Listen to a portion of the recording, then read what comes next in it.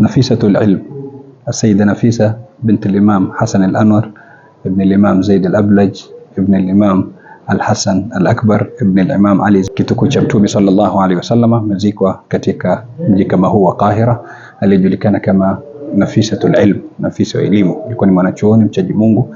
Amezaliwa katika mwaka wa 145 katika mji wa Makka mwezi wa Rabii tarehe 11, na akafariki mwezi wa Ramadhani tarehe 15 katika mwaka wa 208 akiwa na umri wa miaka 63 kama babu yake Rasulullah sallallahu alayhi wa alihi wa sahbihi wasallam.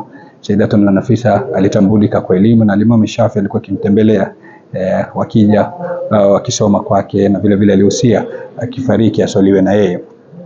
Moja katika wanachuoni wakubwa wa umma wa Kiislamu wa kike. Leo tuna uhaba mkubwa katika wasomi wa kike.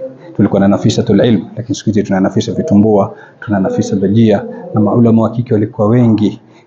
Dr. Muhammad Akram al-Nadawi ametaja katika Al-Wafa fi Asma an-Nisa, akataja maulama zaidi ya 9300 wa kike walikuwa katika umma kama huu. Wako waliosomesha maulama wakubwa, waliosomesha waume zao, walikuwa wakihadhir katika misikiti mbalimbali mikubwa katika umma kama huu. Sayyidatuna Nafisa alifariki tarehe 15 Ramadhani katika mwaka wa 208 akiwa anasoma Al-Qur'an Al-Karim, akiwa anasoma katika suratul An'am. Allah subhanahu wa ta'ala akisema lahum darus salami inda rabbihim.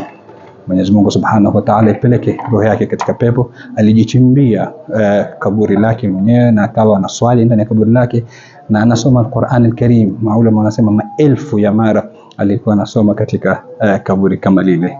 Alijiandaa vizuri kwa ajili ya akhira yake. Swali kwangu mimi na wewe, je, tumejiandaa?